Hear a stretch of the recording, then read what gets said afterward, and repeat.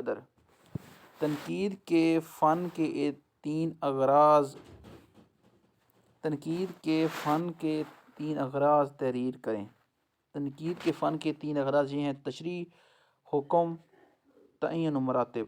سوال: کریٹیسزم کا کس مفہوم میں استعمال ہوتا ہے؟ کریٹیسزم کا لفظ مندرجہ ذیل مفاہیم کے لیے استعمال ہوتا ہے: محاسن و معائب کی نشاندہی کرنا، فن پارے کی تحلیل، تشریح و توضیح، نمبر 4 تفسیر، اور نمبر 5 درجہ شناسی، قدر و قیمت کا تعین۔ دوبارہ سے بول دیتے ہیں جی۔ کریٹیسزم کا لفظ مندرجہ ذیل مفاہیم کے لیے استعمال ہوتا ہے: محاسن و معائب کی نشاندہی کرنا، فن پارے کی تحلیل، تشریح، تفسیر اور درجہ شناسی، قدر و قیمت کا تعین کرنا۔ سب سے پہلا نقاد کون ہے؟ نیز تنقید کی سب سے پہلی کتاب کون سی ہے؟ ارسطو سب سے پہلا نقاد ہے۔ ارسطو کی لکھی کتاب بوتیکا تنقید کی پہلی کتاب ہے۔ آب حیات کس کی تصنیف ہے؟ یہ کب شائع ہوئی؟ آب حیات مولانا محمد حسین آزاد کی تصنیف ہے۔ یہ 1880 میں شائع ہوئی۔ نقاد کے 3 مقاصد تحریر کریں: خود علم حاصل کرنا، دوسروں کو ادب کے بارے میں بہترین خیالات سے مستفید کرنا، تخلیقی ذہنوں کے لیے سازگار فضا پیدا کرنا۔ نقاد کے چند اہم فرائض تحریر کریں: وسیع علم رکھتا ہو، ذہن تیز ہو، اصول نقد و انتقاد کا مکمل شعور رکھتا ہو، عدل سے کام لے، تعصب اور جانبداری سے کام نہ لے، ذاتیات اور پسند ناپسند کا غلام نہ بنے، زیر تنقید تصنیف پر مکمل دست رکھتا ہو، مصنف کے احساسات و جذبات سے آشنا ہو۔ تب وہ بندہ ان فرائض کو پورا کرتا ہوا تنقید کر سکتا ہے۔ دوسری طرف اگر یہ ان فرائض پر وہ پورا نہیں ہوتا تو وہ یہ تنقید والا کام نہیں کر سکتا۔ تشریح تنقید کسے کہتے ہیں؟ ایک نقاد کا فن پارے کے مختلف پہلوؤں کی تشریح کرنا اور اس کی حقیقت کو اجاگر کرنا تشریح تنقید کہلاتا ہے۔ استقرائی تنقید کی تعریف کریں: کسی فن پارے کے موضوع پر غور و فکر کرنے کے مخصوص حقائق کی تہہ سے موضوعات کو نکالنے کی جستجو کرنا استقرائی تنقید کہلاتا ہے۔ تفکری تنقید: زیر تنقید فن پارے کے فلسفیانہ پہلوؤں پر غور و فکر کر کے انہیں منظر عام پر لانے کی کوشش کرنا تفکری تنقید کہلاتا ہے۔ سوال: تحقیق کا لغوی اور اصطلاحی مفہوم کیا ہے؟ تحقیق کا لغوی مفہوم کسی شے کی حقیقت معلوم کرنا اور تحقیق کا لغوی اور اصطلاحی مفہوم کیا ہے؟ تحقیق کا لغوی مفہوم کسی شے کی حقیقت معلوم کرنا اور اصطلاحی اس سے مراد مطالعہ کا وہ طریقہ ہے جس میں کسی فن کے بارے میں موجود مواد کو بعض تسلیم شدہ امور کی روشنی میں پرکھ کر اس کے صحیح یا غلط ہونے کا جائزہ لیا جاتا ہے۔ مشہور تنقید کتاب شعر العجم کس کی تصنیف ہے؟ یہ کتنی جلدوں پر مشتمل ہے؟ مشہور تنقیدی کتاب شعر العجم مولانا شبلی نعمانی کی کتاب ہے۔ یہ کتاب 5 جلدوں پر مشتمل ہے۔ اردو کی پہلی کی باقاعدہ تنقیدی کتاب کا نام، اس کے مصنف کا نام، یہ کتاب کب لکھی؟ اردو کی پہلی باقاعدہ تنقیدی کتاب کا نام مقدمہ شعر و شاعری ہے۔ یہ کتاب مولانا الطاف حسن علی نے 1893 میں لکھی۔ مولانا الطاف حسن علی کی لکھی ہوئی سمانح عمریوں کے نام: حیات سعدی، یادگار غالب، حیات جاوید۔ حیات سعدی یہ شیخ سعدی پر لکھی گئی، یادگار غالب مرزا اسد اللہ خان غالب، اور حیات جاوید سر سید احمد خان۔ کلاسیکی ادب یا کلاسیکیت سے کیا مراد ہے؟ کلاسیکی ادب وہ ہے جس میں شعوری طور پر پرانے ادب کے اصولوں اور ضوابط کو استعمال کیا جائے اور قدیم ادب سے اخذ ہونے والے فن پاروں کی تقلید کی جائے۔ لفظ رومانٹک یا رومانوی پہلی بار کب اور کس نے استعمال کیا؟ لفظ رومانٹک یا رومانوی پہلی بار ایچ مور نے اپنی کتاب ابدیت روح میں 1659 میں استعمال کیا۔ رومانویت سے کیا مراد ہے؟ رومانویت سے مراد طرز تحریر، اسلوب اور خیالات میں کلاسیکیت کی تقلید کی بجائے آزادی اور روایات کی پیروی سے زیادہ بغاوت اور جدت کا ملان ہے۔ انانیت یا مشابہت کی تعریف لکھیں۔ ادب میں زندگی کو اس طرح پیش کرنے کے بجائے جیسے کہ وہ ہے، اس طرح پیش کرنا جیسے اسے ہونا چاہیے، انانیت یا مشابہت کہلاتا ہے۔ لفظ علامت سمبولزم کسے کہتے ہیں؟ کسی لفظ کو اپنے حقیقی معنوں کی بجائے اس معنوں میں استعمال کرنا جس کے لیے وہ وضع نہیں ہوا، علامت کہلاتا ہے۔ تأثر یا تاثراتی اور رومانوی تنقید سے کیا مراد ہے؟ ایسی تنقید یا ایسا ادب پارے جو قاری پر ایک وجد آور اثر چھوڑیں تاثریت یا تاثراتی تنقید یا رومانوی تنقید کہلاتا ہے۔ اردو ادب میں تاثراتی تنقید کی باقاعدہ عملی بنیاد کس نے رکھی؟ مشہور نقاد عبدالرحمن بجنوری نے محسن کلام غالب اور باقیات بجنوری تصنیف کر کے باقاعدہ عملی طور پر تاثراتی تنقید کی بنیاد رکھی۔ حقیقت پسندی، حقیقت نگاری کی تعریف کریں۔ ادب میں اشیاء، اشخاص اور واقعات کو کسی قسم کے تعصب اور رومانیت سے آلودہ کیے بغیر دیانت و صداقت کے ساتھ پیش کرنے کی کوشش حقیقت پسندی یا حقیقت نگاری کہلاتی ہے۔ یعنی سماج یا معاشرے میں جو دیکھنا وہی ہو بہو بیان کر دینے کا عمل حقیقت نگاری کہلاتا ہے۔ آفاقیت سے مراد کسی ادیب یا ادب پارے کے ہر دیار ہر دور کے لوگوں کو متاثر اور محفوظ کرنے کی صلاحیت ہوتا ہے۔ نفسیاتی دبستان سے کیا مراد ہے؟ نفسیاتی دبستان میں فرد اور معاشرے کے باہمی تعلق اور فرد کے اعمال و افکار کا جائزہ لیا جاتا ہے۔ اس نقطہ نظر سے جب شاعر، ادیب، فنکار کی تخلیقات پر نقاد نظر ڈالتے ہیں تو اسے نفسیاتی دبستان قرار دیتے ہیں۔ ارسطو کب اور کہاں پیدا ہوئے؟ نیز اس کا وفات بھی لکھیں۔ اس کے بعد آ جاتے ہیں نقاد جنہوں نے تنقید کی۔ سب سے پہلے ارسطو کب اور کہاں پیدا ہوئے؟ ارسطو کب اور کہاں پیدا ہوئے؟ نیز اس کا سال وفات بھی لکھیں۔ سال وفات ارسطو 384 قبل از مسیح میں یونان کی ریاست مقدونیہ کے شہر اسٹاگرا کے مقام پر پیدا ہوا۔ ارسطو نے 322 قبل از مسیح میں وفات پائی۔ ارسطو کی کوئی سی دو مشہور کتب کے نام: بوتیکا اور مثالی جمہوریہ۔ ارسطو کے استاد افلاطون کے نظریہ نقالی کی تقریر کیا ہے؟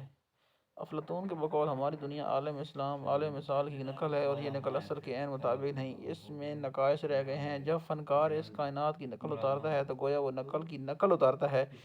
اس طرح فنون لطیفہ تیسرے درجے کی نقالی ہے اور تیسرے درجے کی نقالی انتہائی ناقص ہوتی ہے۔ نقالی کے ضمن میں ارسطو تین باتوں کو بطور خاص پیش نظر رکھا: موضوع، ذریعہ اور ٹیکنیک۔ موضوع کیا ہونا چاہیے، ذریعہ کیا ہونا چاہیے، کس ذریعے سے تنقید، اور ٹیکنیک کس طریقے سے تنقید کی جائے۔ ارسطو کے نظریہ کیتھارسس سے کیا مراد ہے؟ کیتھارسس سے مراد یہ ہے کہ شاعر انسان کے جمع شدہ جذبات کا اخلاق کر کے انسان کے ذہن کو صحت مند بناتی ہے اور جذبات کا تزکیہ باعث بنتی ہے اور اسے مسرت عطا کرتی ہے۔ کیتھارسس سے مراد جمع شدہ جذبات کا خراج یا دل کی بڑاس نکالنا۔ ڈرامہ کس زبان کا لفظ ہے؟ اس کے معنی کیا ہیں؟ ڈرامہ یونانی زبان کا لفظ ہے، اس کے معنی عملی یا اداکاری کے ہیں۔ اصطلاح میں ڈرامے سے کیا مراد ہے؟ اصطلاح میں ڈرامے سے مراد کسی کہانی کو عملی شکل میں پیش کرنا، تربیہ یا کامیڈی کی تعریف کریں۔ ایسا ڈرامہ جس میں ہنسی مذاق کے ذریعے معاشرے کی خامیوں کو بے نقاب کیا جاتا ہے، طنز کے ذریعے اصلاح کی کوشش کی جاتی ہے، اسے تربیہ یا کامیڈی ڈرامہ کہتے ہیں۔ ازنیہ یا المیہ ڈرامہ کیا ہوتا ہے؟ ایسا ڈرامہ جن کا حزن و ملال یا درد عالم ہوتا ہے ازنیہ یا المیہ ڈرامے کہلاتے ہیں۔ انگریزی میں انہیں ٹریجڈی کہتے ہیں۔ المیہ ضروری اجزاء درج کریں۔ ڈرامے کے 6 جزائر تکوینی: پلاٹ، کردار، فکری مواد، زبان و بیان اور ادا، نغمہ، منظر، آرائش۔ پلاٹ کی تعریف: واقعہ اور واقعات کا آغاز، ارتقاء، پھر عروج تک پہنچنا، اس کے بعد ایک موضوع نتیجے پر ختم ہونا، اس ترتیب و تنظیم کا نام پلاٹ ہے۔ پلاٹ کتنی قسم کے ہوتے ہیں؟ پلاٹ 2 قسم کے ہوتے ہیں: سادہ پلاٹ اور مرکب پلاٹ۔ المیہ کا مقصد خوف و رحم کے جذبات پیدا کر کے ان کی اصلاح کرنا۔ ارسطو کے نظریہ امکان قانون اطلاع سے کیا مراد ہے؟ ارسطو کے نظریہ قانون شاعر ایسے واقعات بیان کرتا ہے جن سے وقوع پذیر ہونے کا امکان ہو۔ اس کے مقابلے میں ایک تاریخ دان صرف ایسے واقعات ذکر کرتا ہے جو وقوع پذیر ہو چکے ہوں اور تاریخ کا حصہ بن چکے ہوں۔ حماسہ یا رزمی شاعری، حماسہ یا رزمی شاعری سے مراد ایسی شاعری جس میں قدیم مشاہیر کے حالات و واقعات، ان کی مہمات کا رہا نمایاں پیش کیے جاتے ہیں۔ یونانی ادب میں ہومر حماسہ نگار شاعر کی حیثیت بہت زیادہ ہے، بہت زیادہ۔ رزمیہ اور ناول میں کیا فرق ہے؟ رزمیہ اور ناول دونوں میں داستان بیان کی جاتی ہے۔ فرق ضرور یہ ہے کہ رزمیہ نظم میں لکھا جاتا ہے اور ناول نثر میں۔ ارسطو نے ڈرامے کی کون سی 3 وحدتیں بیان کی؟ وحدت عمل، وحدت زمان، وحدت مقام۔ وحدت مقام کے سے مراد ڈرامائی عمل کا مقام پر دکھایا جائے۔ ارسطو نے شاعرانہ اسلوب کے متعلق کون سی 2 شرائط عائد کی ہیں؟ زبان واضح ہونی چاہیے، متبذل اور سوکیانہ نہیں ہونا چاہیے، یعنی شاعری بازاری اور گھٹیا قسم کی نہ ہو۔ لنجائنس کا سن پیدائش اور سن وفات۔ لنجائنس 1 صدی عیسوی میں اٹلی میں پیدا ہوا اور 1 صدی عیسوی میں اٹلی میں وفات پائی۔ لنجائنس کا سن پیدائش اور سن وفات۔ لنجائنس 1 صدی عیسوی میں اٹلی میں پیدا ہوا اور 1 صدی عیسوی میں اٹلی میں وفات پائی۔ لانجائنس کی تنقید کا بنیادی طور پر موضوع کیا ہے؟ تنقید کا بنیادی موضوع طرفہ ہے۔ تیسری صدی کے اہم نقاد لانجائنس سے کون سی کتابیں منسوب کی جاتی ہیں؟ آن دی سبلائم۔ طرفہ کے لیے لانجائنس کون ہے؟ 5 بنیادی ماخذ بتاتا ہے جس پر امتیازی اسلوب کا انحصار ہوتا ہے: عظمت خیال، شدت جذبات، ثناء و بدیع کا مناسب استعمال، عظمت زبان یعنی اعلیٰ الفاظ کا استعمال، مؤثر اور پرشوق ترتیب الفاظ۔ میتھیو آرنلڈ کی تاریخ پیدائش اور تاریخ وفات۔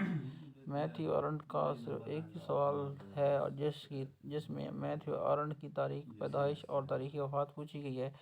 میتھیو آرنلڈ 1822 میں پیدا ہوا اور 1888 میں اس نے وفات پائی۔ ڈی سوسیئر فریڈنٹ کا سن پیدائش۔ فریڈنٹ کا سن پیدائش اور سن وفات۔ یہ کس فن میں ماہر تھا؟ ڈی سوسیئر فریڈنٹ کا سن پیدائش 1857 اور سن وفات 1903 ہے۔ سن پیدائش 1857 اور سن وفات 1903 ہے۔ ڈی سوسیئر لسانیات میں ماہر تھا۔ ڈی سوسیئر کے لیکچر کو اس کے شاگردوں نے کب اور کس نام سے کتابی شکل میں شائع کروایا؟ ڈی سوسیئر کے دیے گئے لیکچرز کو اس کے شاگردوں نے 1916 میں دی کورس آف لنگوسٹکس کے نام سے شائع کروایا۔ سوسیئر زبان کی کارکردگی کو سمجھنے کے لیے زبان کا تصور کن 2 طرز سے پیش کرتا تھا؟ سوسیئر زبان کی کارکردگی کو سمجھنے کے لیے زبان کا تصور کو 2 طرز یعنی لانگ اور پارولز میں پیش کرتا ہے۔ لانگ اور پارول سے کیا مراد ہے؟ لانگ سے مراد وہ الفاظ یا کلمات جن کی مدد سے ہم معاشرے میں اپنی بات دوسروں تک سمجھا سکتے ہیں۔ پارول سے مراد بولنے کا وہ نظام جس کا استعمال بولنے والا کرتا ہے۔ T S Eliot Thomas Sydney elite کا پیدائش اور سن وفات کیا ہے؟ ٹی ایس ایلیٹ کا سن پیدائش 1888 اور سن وفات 1965 ہے۔ ٹی ایس ایلیٹ کا سن پیدائش 1888 اور سن وفات 1965 ہے۔ روایت اور روایتی شاعری سے کیا مراد ہے؟ روایت سے مراد سابقہ ڈگر پر ہی چلا جائے اور روایتی شاعری سے مراد کوئی شاعر پرانے خیالات کو پرانے انداز میں ہی پیش کرتا چلا آ رہا ہے۔ مصنف کی موت سے کیا مراد ہے؟ مصنف کی موت ادبی تنقید کا ایک تصور ہے۔ اس سے مراد یہ ہے کہ جب مصنف کی تصانیف کی تشریح و توضیح ممکن نہ رہے، اس کی تصانیف اور فن پاروں کی قدر و قیمت ختم ہو جائے اور اس کے ادب کی اصطلاح میں مصنف کی موت سے تعبیر کیا جاتا ہے۔ ٹی ایس ایلیٹ کے ہاں شخصیت کی قربانی سے کیا مراد ہے؟ ٹی ایس ایلیٹ کے ہاں شخصیت کی قربانی سے مراد ہے شخصیتی فن۔ اپنی شخصیت کو کوئی بھی فنکار اپنی شخصیت کو اپنے فن پارے پر اثر انداز نہ ہونے دے۔ دوسرے لفظ میں فنکار کا غیر شخصی ہونا ہے۔ اس کا ایک مطلب یہ بھی ہے کہ فنکار روایت کے اپنے آپ سے بڑا مان کر اس کے سامنے گھٹنے ٹیک دے، یعنی اپنی ذات کو زیادہ اہمیت نہ دے، اسے روایت کو زیادہ اہمیت نہ دے۔ یہاں تک تھا جی آج کا سبق۔ اردو تنقید کی روایت مولانا الطاف حسین حالی سے ہم انشاءاللہ کل شروع کریں گے۔